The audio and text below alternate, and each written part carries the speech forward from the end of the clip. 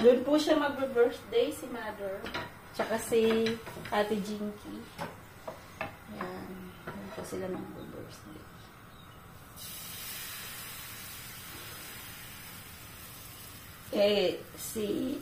Si Mark kasi, ano po siya, parang director siya sa Hilton po. Yung parang sa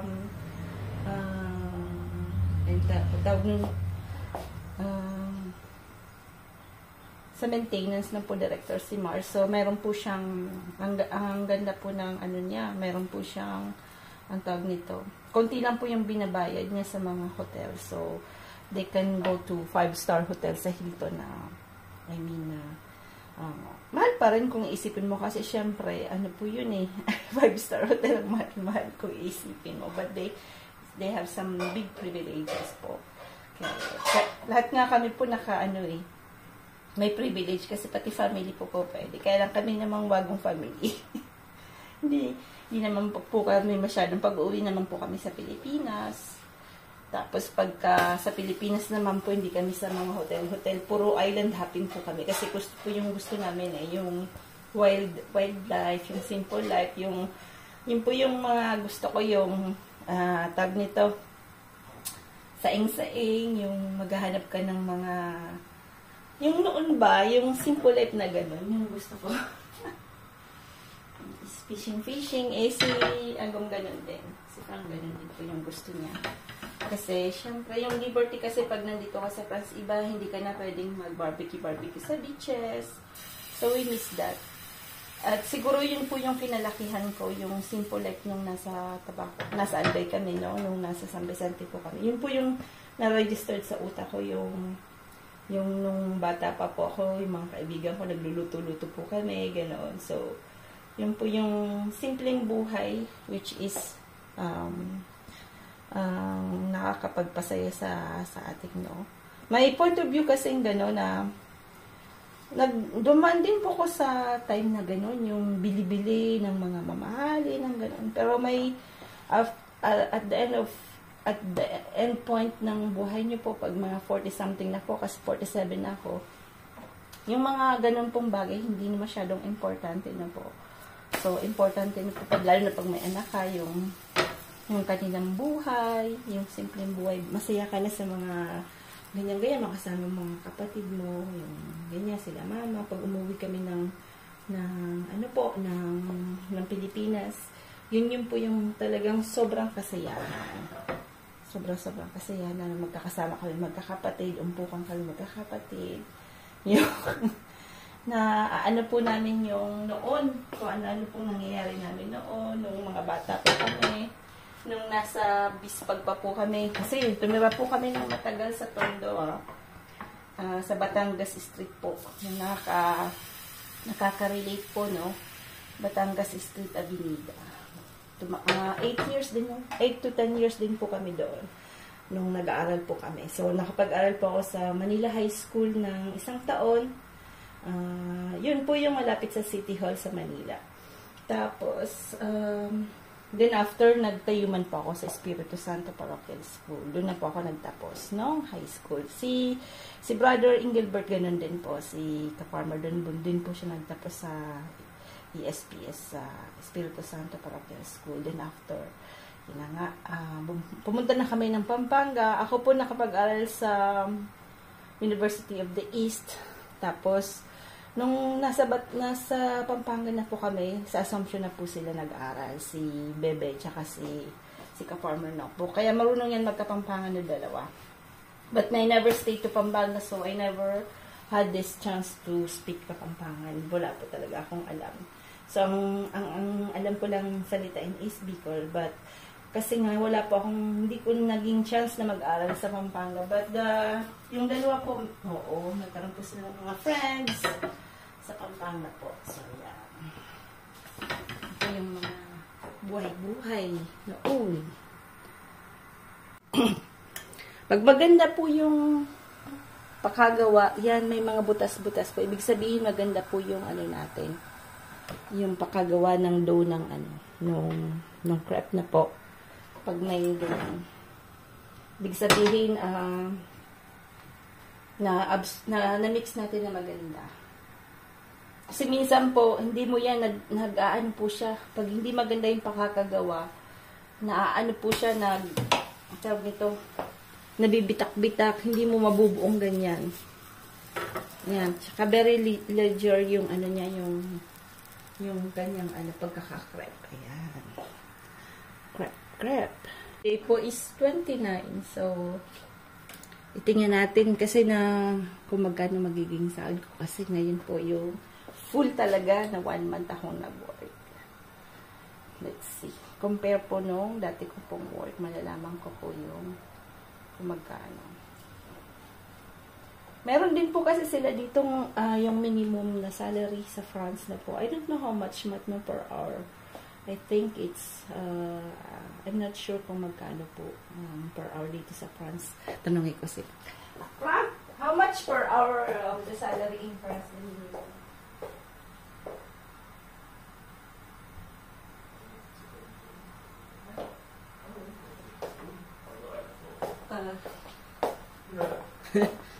Not very big. It's 10 euro per hour yata. 10 to 11 euro per hour. Ayan. So, pagka naka 7 hours ka, maybe 70 ka. Siyempre, ang dami pong tax, ha? Many taxes.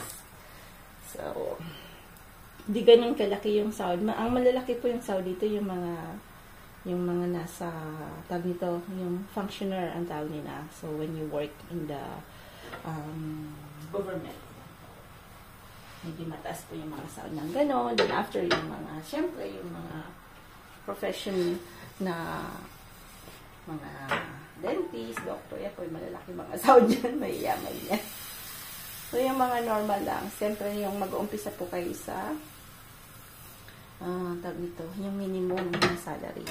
Tapos, yung sa company ko po sana noon, pagka habang tumatanggal ka sa ano nila po, sa company nila, lalo pong tumataas yung sahod mo, lalo pong tumataas yung bonuses nyo. Magdami po sana ng bonuses doon. So, we like, almost 1 year po, malaki talaga yung bonus. Kasi 2 po yung bonus namin. Kasi malaki pong company yon.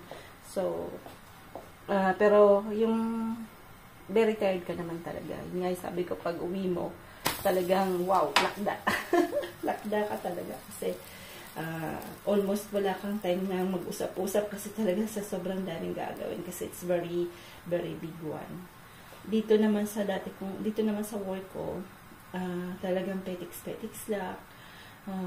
Walang, talagang, yung work, nothing to compare with the other one po. Napaka-ano po talaga. Napaka-luwag. Napakaluwag, tapos napakababait. Pwede kang, sabi ko nga sa iyo, pagka gusto mong yung mga buto-buto kukunin mo, pwede yun. So, it's parang family company po na maliit lang. Ayan. So, yun po yung swerte ko din po kasi sabi ko, lapit lang po sa bahay namin. Kung doon po sana ako sa big company, I mean, magiging very tired si Frank kasi malayo po yun. I need to wake up maybe like 4 a.m. in the morning just to go there. So, ito, pag 7 o'clock yung pasok ko, 6 o'clock yung gising ko, maglalakad lang ako ng 3 minutes. Ayan, nasa ano na po ako. Nasa trabaho na. Panghapon po ako ngayon. Ayan, naririnig ko yung mga tawag nito, mga ibon sa labas. Dami po. Mamaya po lalabas tayo. Titingnan natin yung halaman. Po, maliit lang. Kainin natin yung last. Yung last niya. Liit. Kasi last na eh.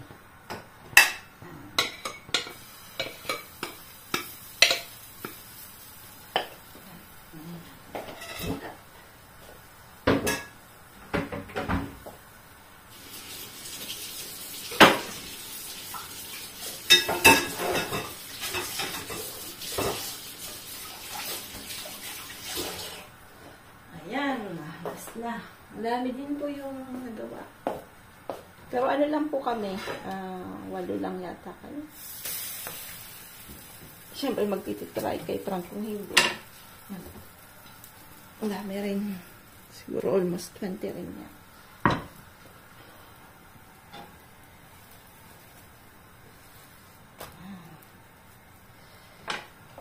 Tayin na natin yan. Nalagyan natin ng at kakainin natin itong maliit. Yan. Nutella. Yan.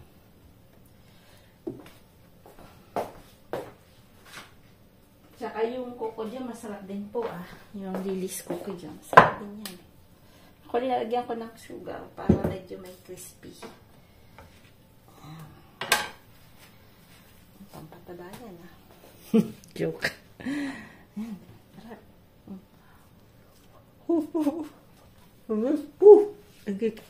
Masarap po. Para ang ginagawa ko po pag dinadala ko doon, ano na po siya, may lagay na pong chocolate. Kita ba? Ayan. So, linalagyan ko na po siya ng Nutella. Para ano na po siya, ready na no.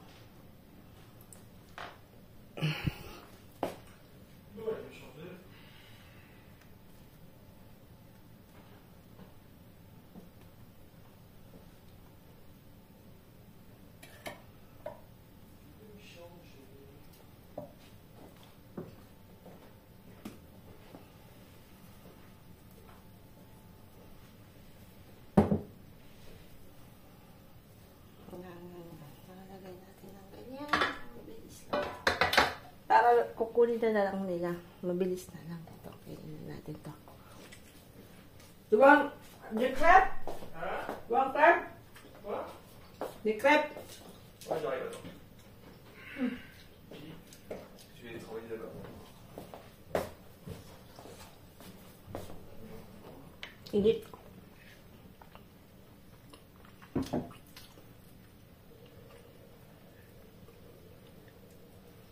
Ayan.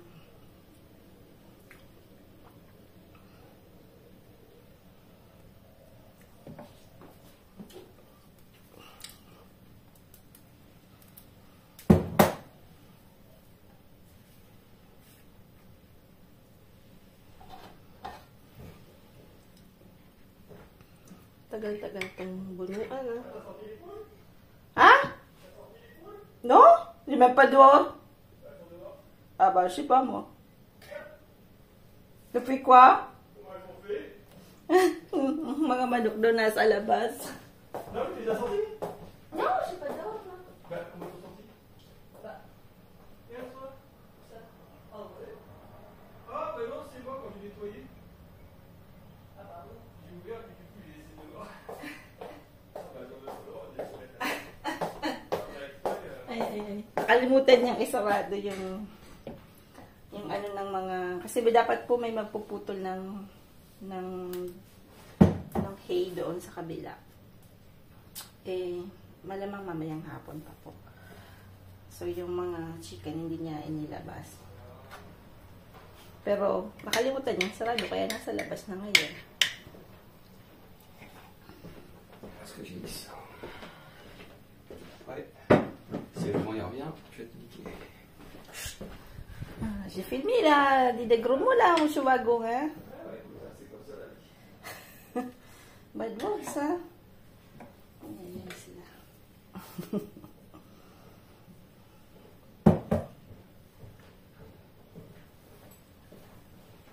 Ayan, para pag kukuha po sila, ready na siya. Ayan.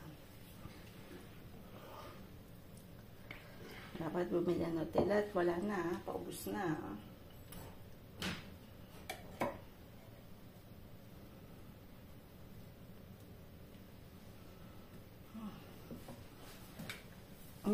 Yung ano ko po kasi, aalis na yung sa kong kulay. Pero ako naman na 2 months lang niya ako nakatrabaho. Mag-almost 2 months. Kasi syempre, kararating ko lang. Ewan ko kung nag-ano po sila ng gift para sa kanya. Kasi almost ilang years po siya dyan sa company niya. Ewan ko kung mayroon po silang gift. Tatanong ko nga po. Parang wala yata. Ewan ko na. Hindi ko pa natatanong. Nung umalis po ako sa company namin, nag-ano din po ako nung tawag ito, yung despedida gumawa po ako ng maraming kung ano-ano din. Dami po kung mga gifts na binigay nila sa akin na.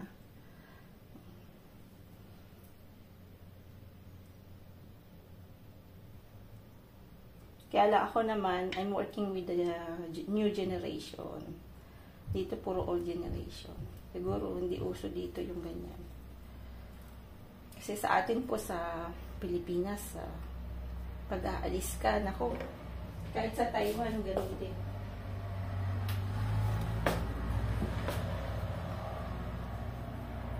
Alam ko nung nag-work ako sa Taiwan, sa Kaohsiung, nung paalis na po ako, from 3 years po ako nag-work doon. Nako, ang dami ko pong gifts, as in, grabe. I remember, ang laki ng binayadan ko ng, tawag nito, is excess baggage. Kasi that time, hindi ko alam na binabayaran yung excess baggage na po. So, dami kong dala. Chinese friend, Filipino friend. Asi Ink po yun, Asi Ink. Sa Kaohsiung. Yung mga nakapag-OFW po ng Taiwan. Ayan. Yan ang roses natin, ha. Ayan. Kiki. Tingnan mo itong mga aso ko. Aso ba to? Ayan. Aso yan eh. Di yan manok eh. Ha? Sige, sunod siya, no? Sunod, ha? Kala mo, mga aso, eh. Kaya lang, ha? Ang lubot, ha? Daming udo, ha? Tingnan natin yung tinanim natin. Ito, naku, talagang ito. Taramit pang kayo. Itong halaman natin. Ayan, dito dito pasok ang mga salarin.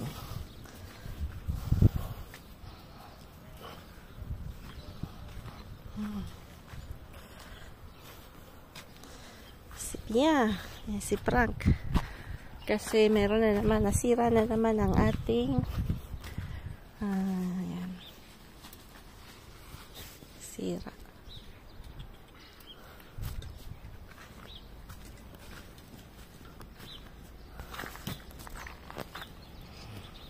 Look at that. I think the potato is growing. And the mustasa is growing. No, I think they're growing. Soon we're going to have mustasa. Soon. And here, is it growing? No. Yes, it's growing. Kuha tayo ng parsley. Ayan. Bumili pa ako kahapon ng atay. Ayun si Franco.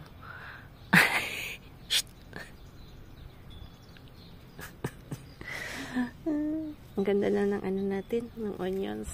Yan. Bigla po silang sumaya gawa ng ulan. Sana nga laging umuulan. Kaya lang, hindi dito umuulan. Bihira lang umuulan dito. Yan. That's the problem. Doon yung mga manok. Mga manok masasaya kasi laki ng solar nilang pinupuntahan, Buksan po natin yung bintana kasi kahit po winter, kailangan pa rin po nating may new air para di po tayo sakitin na po. So, kailangan pong minsan bubuksan-buksan din yung mga bintana kahit na winter para magbago po ang ating hangin sa loob ng bahay. Yan. Nakabukas po. Yung dito po yung mga bintana, pwedeng ganito lang yung bukas. May tawag dyan. Nung pinabaguan po namin yung bintana, ganun po yung pinalagay namin. Para pag mahangin po, ganyan lang siya. May air na nakakapasok. Sasarado mo lang. Pwede pong ganyan. Tapos pwedeng ganyan. Yan. Siguro sa Pinas may ganyan na rin po. So, dito po yung mga bintana, ganyan yung klase, yung isang company rin po yung may gumawa niyan. Ayan, mabago naman tayo. May liver na beef na bagong-bago lang. So, bumili po ako. Sabi ko, kasi at least 2 to 3 times a month po ako kumakain yan. Kasi rich on iron po yung mga liver na po. So, kami ni Frank kumakain po ng liver. Yan, lalagyan po natin ng rice vinegar. No, rice wine. Rice wine po yan. Rice wine. Rice wine. Nakakapatanggal din po siya ng something na yung anglo po nung liver na po. So, usually you can buy that in Chinese, mga Chinese Asian store. Yan, sa Asian store po siya binibili. Tapos lalagyan po natin ng ginger powder. Pero mamaya lalagyan ko din po yan ng fresh ginger. Pero hindi siya, hindi siya how do you say this one? Parang baboy din po siya. Hindi siya yung sasabihin mong maanglo, no. Masarap po yung lasa niya. Wala pong pinagkaiba sa, parang din, liver ng baboy. So, yan lang po ilalagay natin, tsaka konting asin. Tsaka paminta na po. So, ito na lang na grounded lagay natin. Mamaya ilalagay ko na lang po kasi hawak-hawak ko yung camera. Mamarinade lang natin yan dyan ng konti. Tapos lalagyan natin ng sili, ng kung anong something para magkalasa siya, tsaka onions na po. Yan. Kahapon hindi po namin nakain yung sibot, no?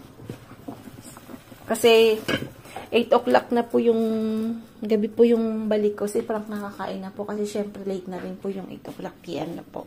So, nakakain na po siya. Yun lang po mahirap panghapon po ako. Hindi kami sabay mag-dinner kasi minsan po may time na 8 o'clock po yung uwi ko ng gabi. Yan. 1 to 8 po kasi ang pasok. 1 PM to 8 PM po. Pagka panghapon po ako, no? So, yung iba kong halaman na po. Kasi may init po dito. Malamig sa bintana. Kaya ang dami pong namatay. Kasi hindi ko po lahat mapupunta dito sa dito sa loob ng bahay na wala masyadong space. Tsaka ang daming, yan po itatanim natin kamote. Ayan, maganda na yung kamote. Malapit na natin itanim sa labas yan. Tapos, yan yung tawag nito, yung gustong-gusto ni Ate Jinky namatay. Sinisave ko po pero mukhang patay din. Kasi tingnan nyo po, bulok yung bulok. Hindi natin masisave. Hindi natin masisave. Ito natin ilagay. Ay, ganyan talaga pagka may malamig na time na po. Tapos ito, yan lang din natira. May ibang halaman yan, hindi ako nakapag-save. Ganyan talaga. Kasi hindi mo lahat masisave.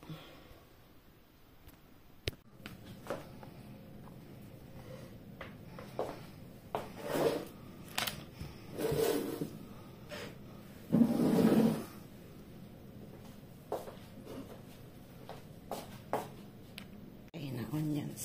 Salt.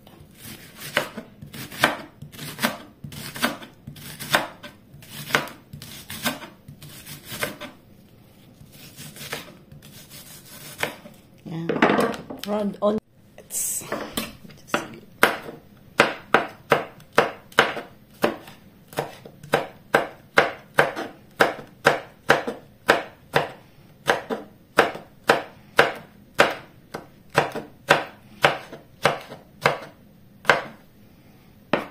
Ang kanto It's like po. Ganun lang din po pagluto nito. Parang atay din ng baboy na po. Kaya lang ako mas pinapaluto-luto ko kasi si Frank gusto niya po yung lutong-luto yung atay. I mean, ulit-ulit na lang ito naluto na to. So, yung mga hindi pa po nakakapanood, minsan po kasi ang tagal ng mga video ko. Minsan, sa isang video, ang dami kong linuluto. So, Baka yung iba na iinit, hindi nila napapanood na po. Yung mga mahilig po sa atay, yung atay po ng baka, masarap din po. So, yung hindi pa po nakakatry, ako pangalawang beses ko na itong na-try na po. So, ngayon ko lang din po yan natikman, yung atay ng baka na po. It's beef, le foie de boeuf. Mga French, they always buy the beef. It's expensive. It's like 34 euro 1 kilo.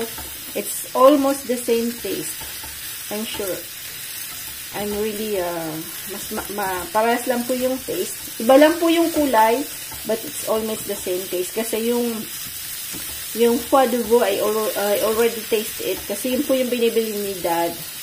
But when I'm working now in the meat shop, I said, I will try the beef liver kasi mas mura. Grabe, 4 euro lang yung kilo niya, and yung the other one is 34 euro. So, it's almost the same taste. So, me, I cook like this na po. Yung lang, papaanuhin lang natin po. Nigeria. Pero ang ginagamit ko po, as usual, is olive oil, Kasi olive oil lang po lagi ako.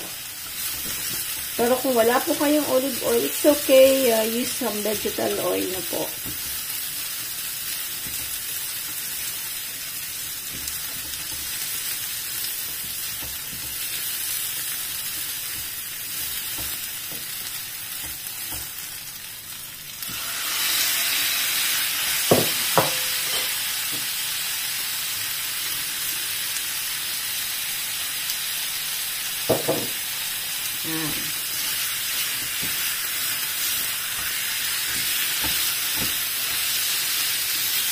Dapat kasi may onions kasi po yun po yung magpapasarap niyan. Tapos mamaya lalagyan natin ng soja. So soja, it's toyo nyo po.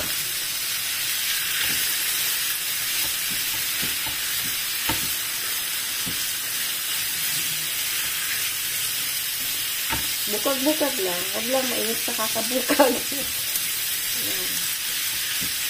Saka yung sili, nilagay na natin.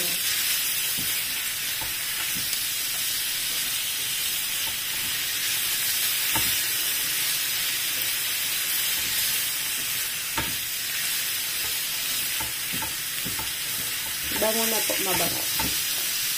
Lalagyan pa din pala natin yan ng tawag nito, ginger. Yan, manipis lang po yung pagkakakat ng ginger na po.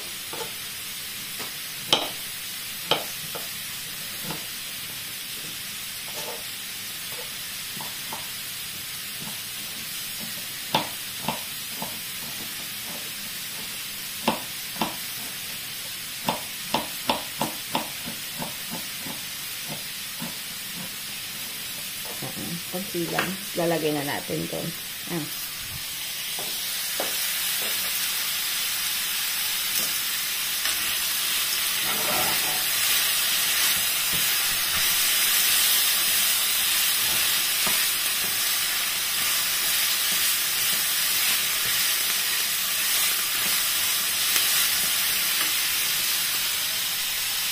Inaan natin.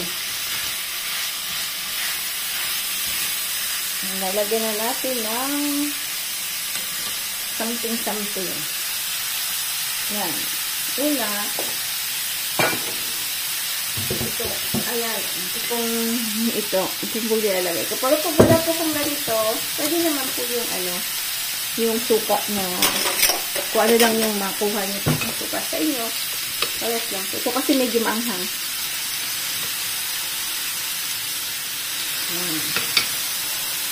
Lalagyan natin ng toyo.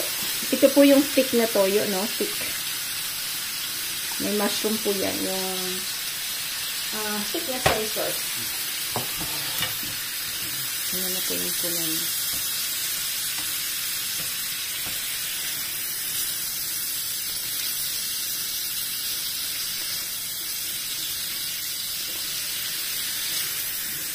Pag nakita natin si George, ibigyan natin.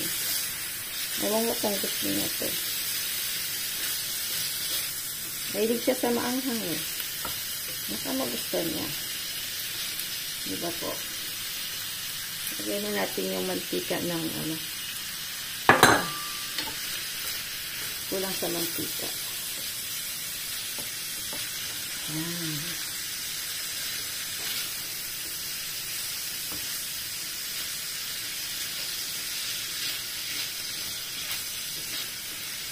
Mag-aano pa po yan. Ayan. Ayan natin. Ayan. Yan na. Wala natin ng paminta. Titikman nyo muna po bago lagyan ng asin, no? Kasi yung soy sauce na yun, medyo maalat yun.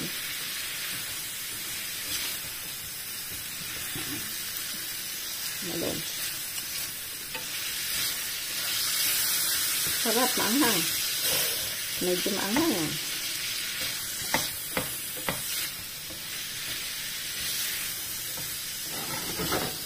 Lipat natin dito sa hindi masyado baka matutong naman.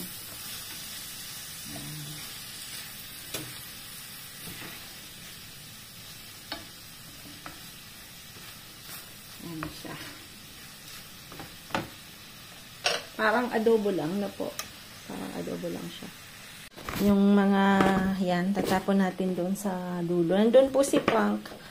Gawa ng, inaayos niya po yung nasira na naman na bakod.